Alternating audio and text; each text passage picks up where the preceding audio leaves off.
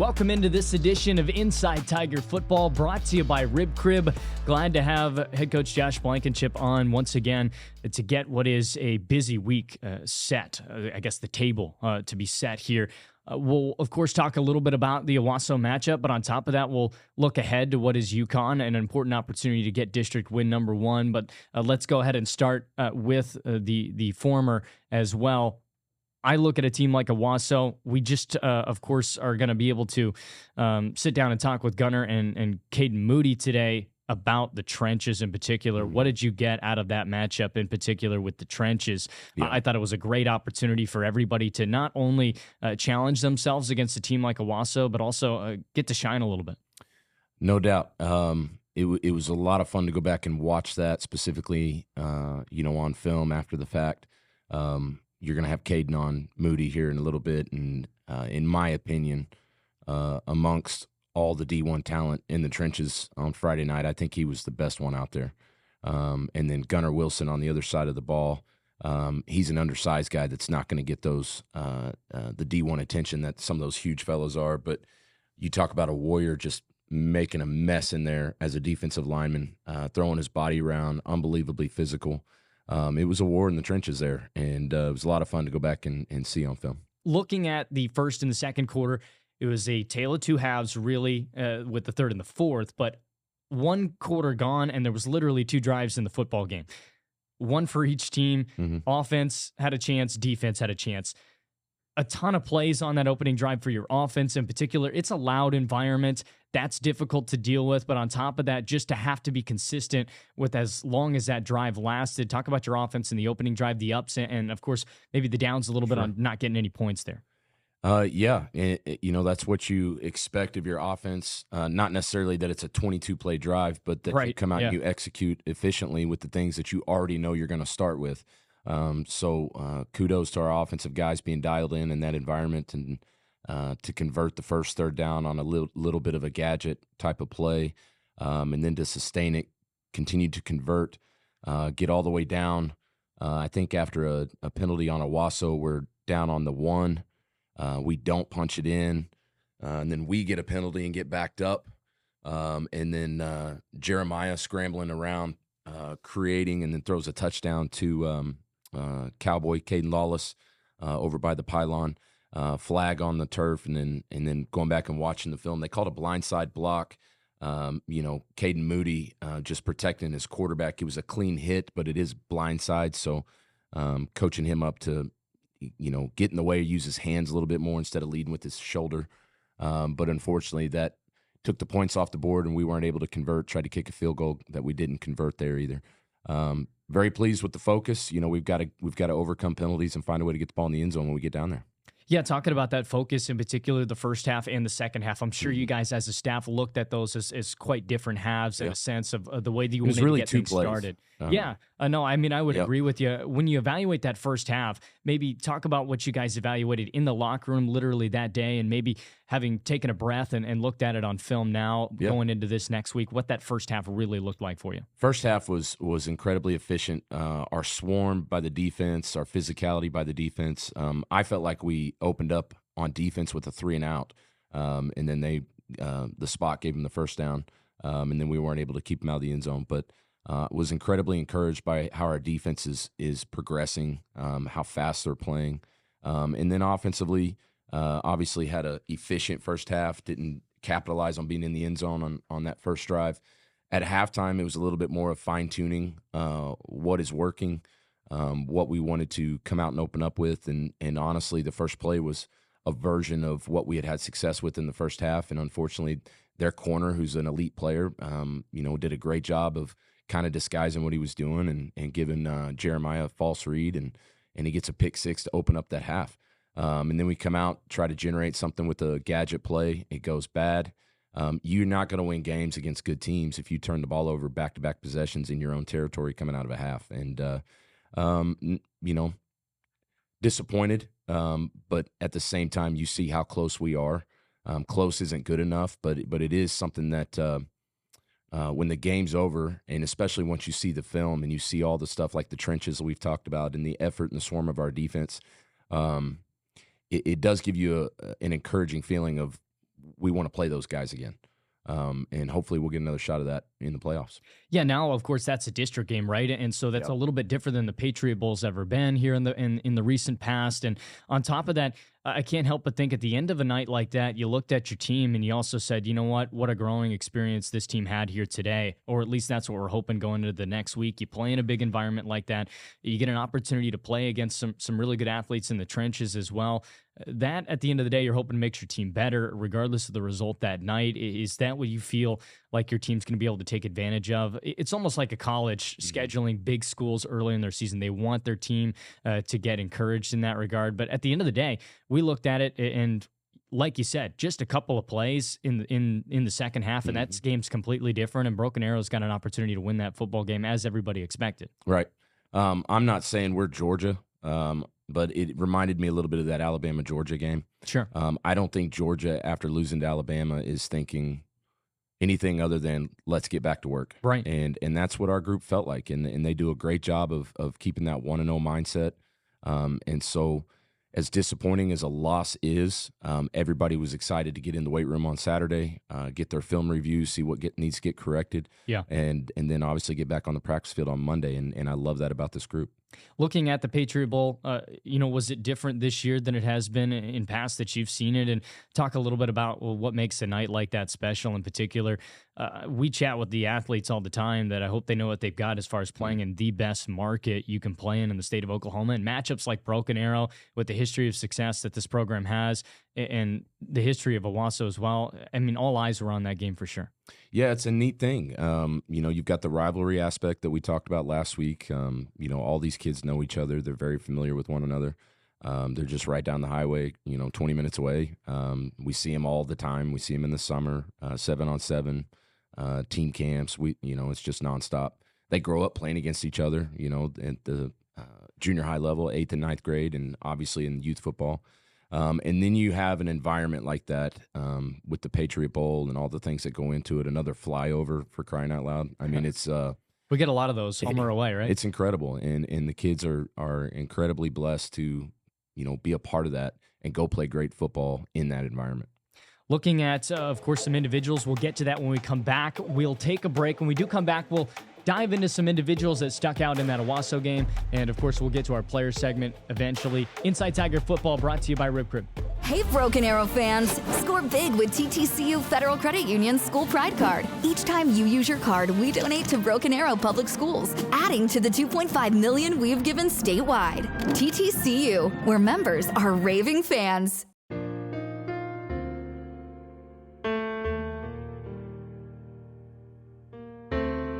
For families who like to build their wealth while staying liquid, we have flexible rate CDs to keep your funds working hard, even when you're not. First National Bank of Broken Arrow. The right balance. Welcome back to Inside Tiger Football, brought to you by Rib Crib. Chance to chat about some individuals that stuck out in that game against the Owasso. They've really stuck out all year long, getting some more film on them as well for yourself to get to look at. I just want to start, of course, with the quarterback, Jeremiah Satemba. Under pressure in that first drive, as we mentioned in quarter number one. I thought he did great at commanding the football. What was your overall takeaway of his game, and some things that you liked and some things that you can go into this next week to emphasize to get better at? Very pleased with Jeremiah's focus, leadership, performance. I know he wishes he could have that first play of the second half back, and that's a learning moment against a really good corner. And there's a lot of teachable things in there that we're taking advantage of to help elevate him even further. Outside of that, his other interception was a bad call by me. We were trying to take a shot, and they had a middle high safety, and it just wasn't a good call. I'm very pleased with how he's performing, and our whole team is behind him and excited that he's our leader. Looking at some individuals in the trenches, I really thought that was a unique matchup going into the game. It turned out to be the case for sure. Kaden Moody, as far as the offensive line goes, I mean, this guy bullies people. It's more obvious when you go back and watch it than it is in person. But also wanted to talk about your defense as well. That defensive line having to put pressure on a really good running back in Mole as well. What did you think of Gunnar Wilson and Kaden Moody, a couple of guys that we're going to get a chance to listen to today? Yeah, our offensive line played lights out. They were unbelievable unbelievably physical, efficient in what they were doing. Moody obviously is really, really growing into an elite player. We know Ricky is the bell cow of that group, even though he's the most undersized compared to the giants surrounding him. Our center, Tristan Silva, continues to progress. Carter Archer, our sophomore, continues to get better and better. And then obviously Jared Brashears at the right tackle spot is a dominant force. Gunner was our defensive player of the game. He was an absolute menace in the box. It was clear their scheme at the offensive line was to do everything they could to eliminate Cole Lamont. So he's got so many clips of him being triple teamed and more, which freed some other guys up to really shine and make some plays. And Gunner definitely stood out in that group. Yeah, looking at sort of the approach offensively from Owasso, they tried to spread the field out wide towards the flat a lot, really force those open field tackles. How did you think your defense dealt with that in the secondary as well? Were there some moments that really stuck out to you as far as having to deal with that outside pressure? I think the physicality, Messiah Owens in particular, that's with as big as they are in the box, you've got to do everything you can to defend that and at the same time take away their RPOs and their speed that they have out on the perimeter.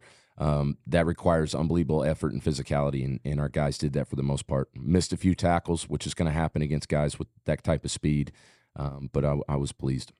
The running game as well was pretty interesting. Of course, Kaden Lawless getting a chance to get some healthy carries, some high load of carries for sure in a game like that. Big game on the road. You look at the end of the night, Roberson comes in. Of course, he's got fresh legs at the end of that game in the fourth quarter, but he puts up 107 yards on the ground, 2 touchdowns, and it's an enigma. It's an interesting situation to have to look at.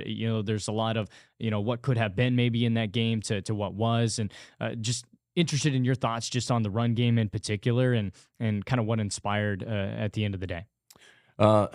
That's our expectation. That's our identity is those big boys up front are going to lead us, and we've got some great backs running behind them.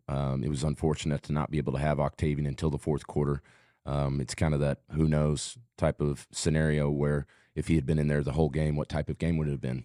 And obviously once he pops in the fourth quarter, everybody's quickly reminded of how dynamic he is. So that's a special group we've got, and glad they're staying healthy and continue to do so. And but their execution is about what we're about. I mean, it's our identity is running the ball. Yeah, and quickly, before we get to our player segment here upcoming, just thoughts on maybe the mental approach for your team coming into this week against Yukon before we eventually get to our breakdown of that matchup. Coming in to work on a Monday, looking at your team, chatting with your team over the weekend, where do you think that headspace is, and do you like where that headspace is at after the game? I love where it's at. It's very business-minded. They're very focused, which could be a concern coming off a big game against a big opponent in a big environment, and there hasn't been any kind of hangover. They're very dialed in. They're ready to keep improving, and they're ready to go play the next one. I mean, that's the best medicine to a loss is go get another game in and get a W. Well, we're excited about that. We will chat with a couple of those guys in the trenches upcoming. Our player segment, we got Kaden Moody as well as Gunnar Wilson upcoming on Inside Tiger Football, brought to you by Rib Crib. Introducing QT Pay, the easiest way to transform every trip, every treat, and every gallon into instant savings every time you pay. All within the QT app.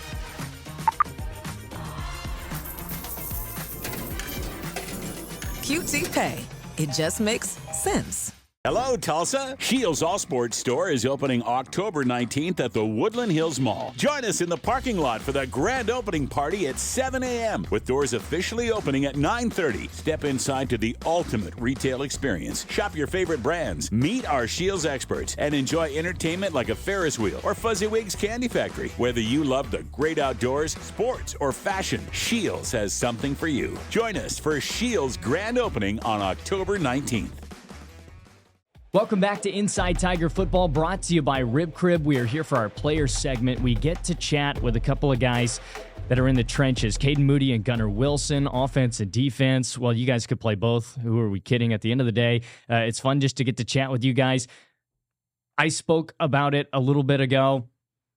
Not everybody really finds it to be flashy, the trenches. Nobody talks about it enough. I think especially as a play-by-play broadcaster, people like me, it's hard. I'm looking at the ball the whole time. We don't get to look at the details of what's going on down there, but just talk about what it's like to be in the trenches on a daily basis playing the game of football. It's a part of football that almost feels like a different sport within the sport, right? Yeah. So the trenches is the best part of the field. Like all those guys out there, like Taysom Jones-Wade, everybody knows who he is because his name's all over the broadcast system. Octavian Roberson, they obviously get the fun part. Sure. But all that fun stuff happens because of us. Right. And I don't like to take all the credit because they're crazy. I couldn't do what they could do, but they can't do what I can do, and I just love playing in the trenches. Yeah, absolutely. Like it's a different world in there. But I think it's a great world. I love the violence being in there. It's something that takes a certain mindset. It's something that lots of people can't do, and that's why I love it, because it's just a thing. You can be out there and physically impose your will on somebody, and nobody can say anything about it. So I think that's the beauty of the trenches, and I just love being in there. And also practicing with these guys every day, these guys who will go D1, it's a blessing. I think I look at every practice as a great chance to get better. So it keeps you sharp for sure. Looking at it, how did you guys get to this point in your careers? Look, as a kid, you get to look at every sport. You kind of get an idea as to what you like, what you don't like. What brought you to being the athletes that you are on the football field today? And what did that journey look like, and the decision to, I want to be on the line and go to war every day during game days? Yeah, so starting off as a kid, I thought I was a basketball guy, and that quickly changed after about, I'd say 6 years. I started playing football, and I kept playing basketball. I was a dual sport athlete all the way till freshman year, and I just kept getting bigger and bigger. I started off as a tight end, and I would catch balls, score touchdowns, all that kind of stuff, and then I just kept getting bigger and bigger, and they're like, man, you're just too big to not have blocking every play, so that's what we want you to do. And I was like, bet. There you go. Yeah, so, growing up, I was always a big kid. So the moment I stepped on the football field, it was kind of apparent of what position I was going to be, what role I was going to be. Growing up, I played offensive and defensive line. So it's really molded me into, the player I am, just growing up, being a dual sport athlete, being a wrestler also. Being in wrestling is, was a big part for me. That was my number one sport. Still, it probably is, but that's really helped me develop into who I am now. Growing up in that environment, a rough environment where cutting weight's a thing, where just being in uncomfortable environments was a big deal in wrestling. So that's really got me prepared for these uncomfortable environments I get put in on game day. So yeah, you guys get to play at the biggest high school in the state. That really comes with a lot of territory, right? You get put into some very difficult districts. You get put in really where all of the meat of the competition is in the state, the Tulsa metro area. Talk about playing in this district a little bit, and what's it like just being here. I hope you guys know what you got. I always mention that to each athlete. You get to play in front of some great crowds, but on top of that, you get to play some great teams. We had Owasso this past week. You guys are going up against D1 linemen as well. Talk about that experience and getting that opportunity to prove and shine a little bit. Yeah, everybody always talks about Texas football and how big and stuff they are, and we have the same type of athletes down there. We're just slept on a little more than they are because they're in the spotlight. But always playing Division I guys gets me excited because I know that with them being the clout they have, they're going to put me in front of the coaches I want to be in front of. And I always make sure to go out there and whoop their tail so I can get some good looks. Yeah, absolutely. Just being in that certain environment, being in this area and playing against those guys have been an absolute blessing. Those coaches are coming to watch certain guys, but if you come put on film what you can do against those guys, the coaches are going to be interested in you. So, being and playing in that environment it's amazing.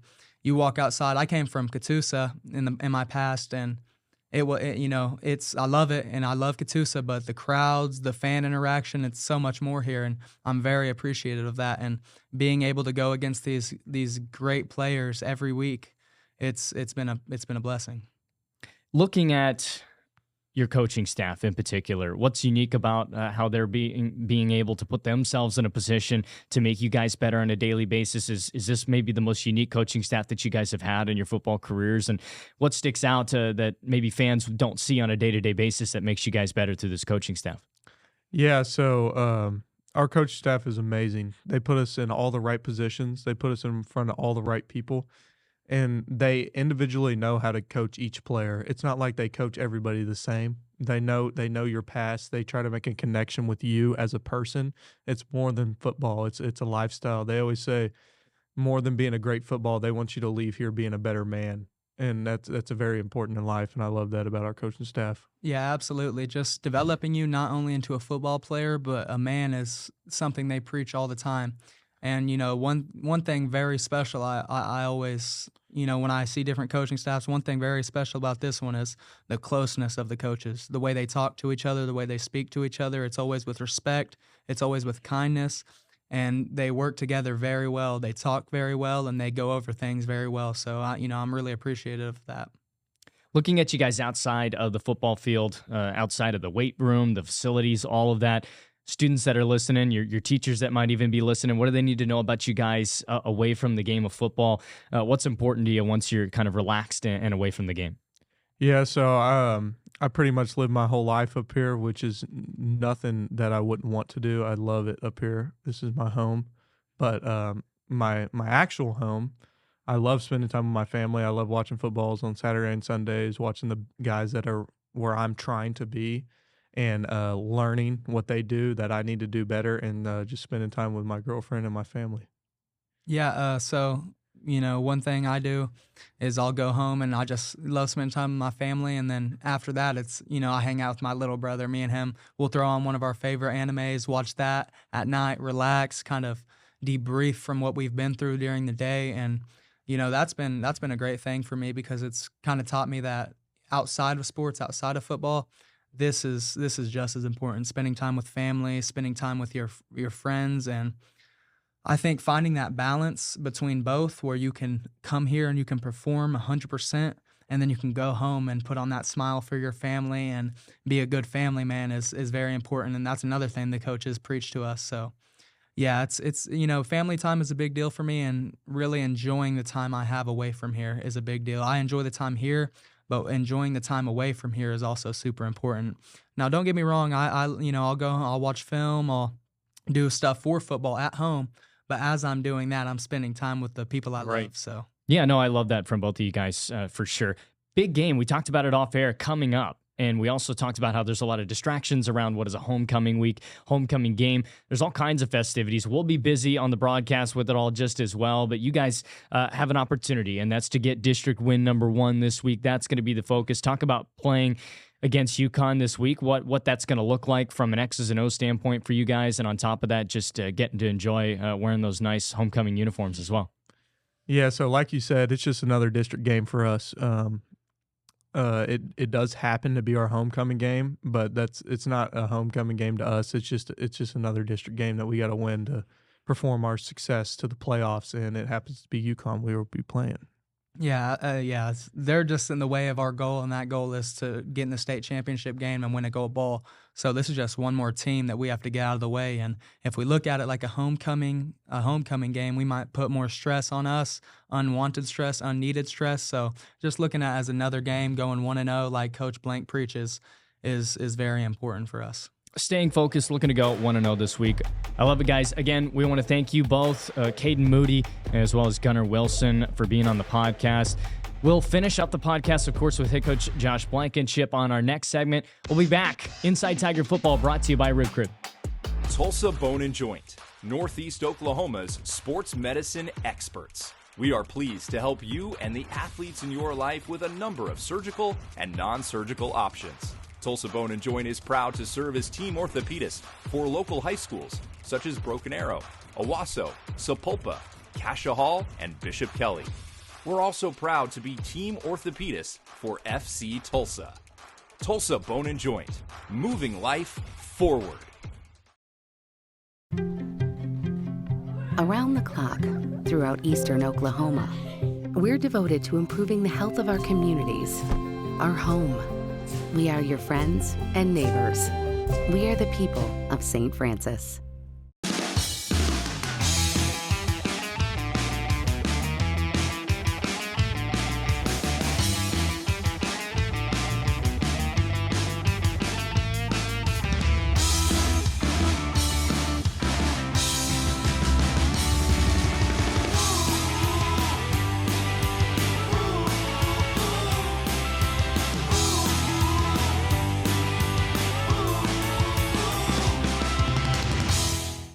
At Ascension St. John, you'll find advanced heart care, brain and spine care, and personalized cancer care.